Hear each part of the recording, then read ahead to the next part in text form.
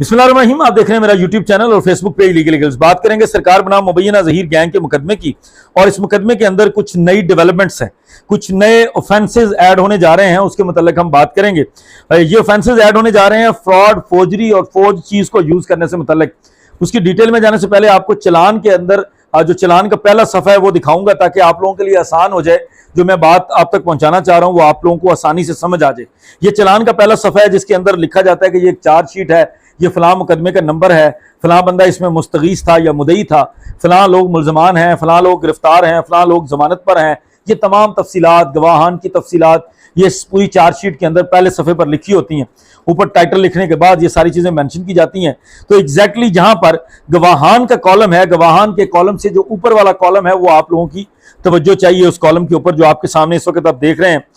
ये लिखा जाता है कि माल माँ हथियार बाज याफ्ता माँ तफसील मकाम व वक्त बरामदगी नीज किसने बरामद किया और अदालत में भेजा गया या नहीं। ये बेसिकली लिखा इसलिए जाता है या ऐड इसलिए कॉलम किया जाता है कि जब भी कोई मुकदमा, क्रिमिनल केस दर्ज होता है तो उसका चलान बनता है। उस मुकदमे में अगर कोई अगवा का मुकदमा है तो किसी की बाजियाबी जरूरी होती है, किसी को रिकवर किया जाना जरूरी होता है, और उसके अलावा जो मुलजमान होते हैं उनकी तहवील से अगर कोई चीज़ें बरामद हों, कोई चीज़ें रिकवर हों, कोई पैसे ही रिकवर क्यों ना हो, उन तमाम चीज़ों के लिए कुछ फ़र्दें तैयार की जाती हैं। उस डॉक्यूमेंट को उर्दू में हमारे यहाँ पंजाब के अंदर तो फ़र्द मकबूजगी कहा जाता है। बाकायदा तौर पर अगर ₹1 भी मुलजम से बरामद हुआ है तो उसको भी पुलिस बाउंड है कि वो एक फ़र्द मकबूजगी तैयार करेगी और लिखेगी कि हमने फलां चीज़ फलां बंदे की कस्टडी से निकाली है। जिस तरह इसके अंदर ₹100-200 का भी जिक्र है, जो निकाह खान और गवाह वगैरह की जेब से निकले हैं उनको भी उन्होंने अपने पास रिकवर करके उनको माल खाने में जमा करवाया। जो ज़रूरी चीज़ है जिसके ऊपर बात करना मकसूद था वो है इस केस के अंदर दो चीज़ें। पहली चीज़ तो ये मैं आप लोगों को सिर्फ पढ़ के सुना दूंगा कि ये मगविया को रिकवर करवाया गया है। उन्होंने कहा जी दुख्तर सैयद मेहदी अली काज़मी है जी, मगविया के नाम है पहले, फिर दुख्तर Syed Mehdi Ali Kazmi, age near to 15 years, 15 साल के करीब बच्ची की उम्र है, और ये बाज याफ्ता है। ये लिखा गया है कि ये लड़की को बाजियाब करवाया गया। दूसरी चीज़ लिखी गई है गाड़ी number 8347 LE Suzuki high roof brung green model 2015 बतौर अमानत थाना बालाकोट सूबा KP के मौजूद है। ये चीज लिखी गई है जी पुलिस की तरफ से कि हमने बच्ची को रिकवर किया है, और एक गाड़ी है सुजुकी की हाई रूफ है और वो ग्रीन कलर की है, और उस गाड़ी का नंबर है LE 2015 मॉडल है और 8347 उसका रजिस्ट्रेशन नंबर है। अब जो मेरी बात है वो इसी गाड़ी से मुतल्लिक है। जो मैं ऐड करने लगा हूं कि आप लोगों को नजर आएगा कि कुछ नए ऑफेंसेस ऐड होंगे या इस चीज की कोई एक्सप्लेनेशन आएगी पुलिस की तरफ से कि ये पुलिस की नाअहली है, पुलिस की बददियानती है या क्या है। ये तो पुलिस बेहतर एक्सप्लेन कर सकेगी खुद को। ये जब मैंने गाड़ी का नंबर देखा तो हमने सोचा कि इस गाड़ी को इन्वेस्टिगेट किया जाए, ये गाड़ी किसके नाम पर है उसकी डिटेल निकाली जाए। जब हमने वो डिटेल निकाली तो हमें पता चला कि ये गाड़ी एक टोकन टैक्स डिफॉल्टर है। मैं आप लोगों को बाद में बताऊंगा कि मेरे ज़हन में ये स्टोरी कैसे बनी सारी, और ये बेसिकली किस तरह से एक खास किस्म का जो क्रिमिनल माइंड है वो इन चीज़ों को कैसे प्लान करता है, जो हमने अपने तजुर्बे के अंदर क्रिमिनल केसेस के अंदर देखा है।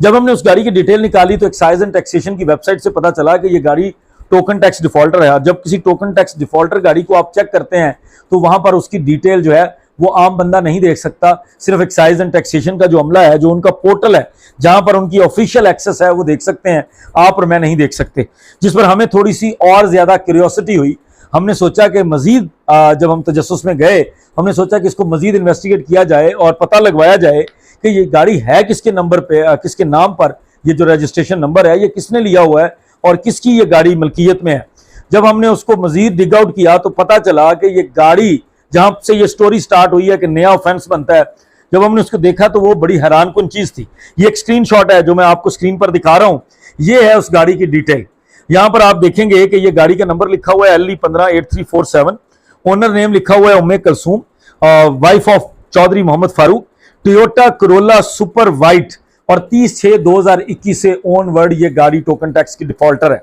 2021 तक इसका टोकन टैक्स पे हुआ है, उसके बाद 2022 के साल का टोकन टैक्स इस गाड़ी का पे नहीं हुआ, जिसकी वजह से इस गाड़ी की डिटेल नहीं आ रही।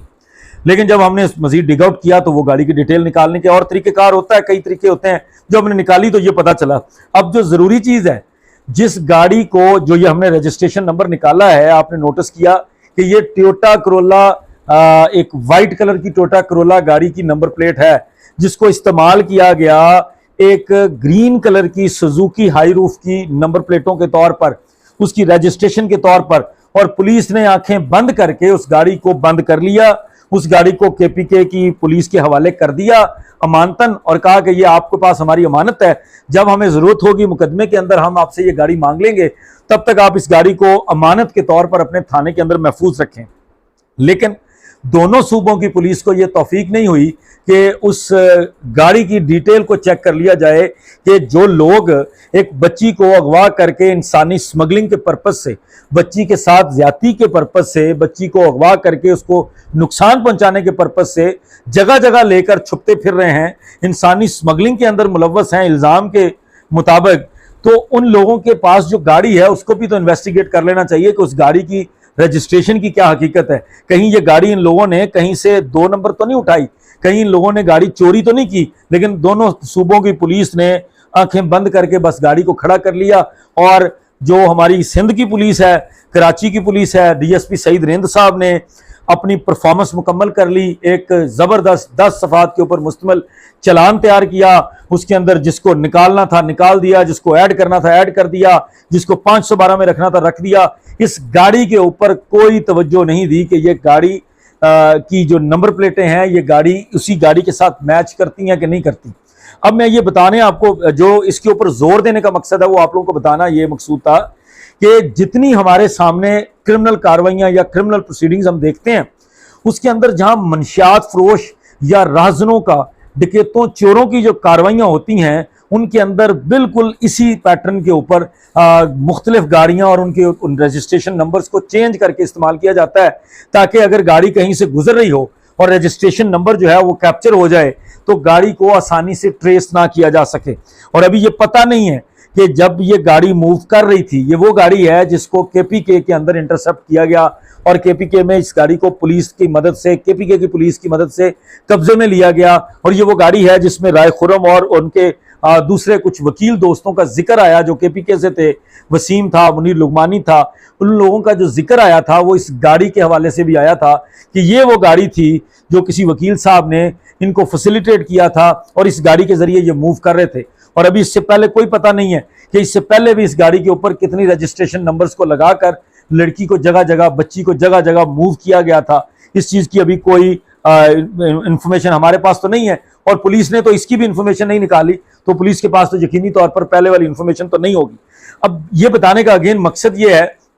कि ये जो एक बयानिया दिया जा रहा था कि ये बड़े सादा लोग हैं, बड़े आम से लोग हैं और इन लोगों को तो इतनी चीजों का पता ही नहीं है, बड़े मासूम है जी, बड़े गरीब हैं, बहुत ही छोटे तबके के लोग हैं, तो ये इतनी गाड़ियां और इस तरह से इतनी हिम्मत कि टेम्पर्ड नंबर प्लेटें लगाकर किसी और गाड़ी को, किसी और गाड़ी की नंबर प्लेटें लगाकर इस तरह से दीदा दलेरी के साथ बच्ची को स्मगल करना, बच्ची को इधर उधर लेकर फिरना, तो ये कैसे मुमकिन है? ये किसी छोटी मोटी सपोर्ट के बगैर तो मुमकिन नहीं है, किसी छोटी मोटी पुश्त बनाई के बगैर तो मुमकिन नहीं है, जो मेरी नाकिस राय है। तो मकसद ये था कि आप लोगों के सामने भी रखा जाए और पुलिस की आंखें खोलने के लिए, पुलिस को होश दिलवाने के लिए, उनके लिए भी ये सबूत रखा जाए कि हुजूर वाला जो आपने अपने चलान के अंदर जिस गाड़ी का जिक्र किया है वो, और जो डिस्क्रिप्शन दिया है गाड़ी का, वो आपकी बात के साथ तो मैच ही नहीं करता। लिहाजा उसके ऊपर नजरसानी करें और उसको देखें कि आप कर क्या रहे हैं, और जो ऑफेंसेस बनते हैं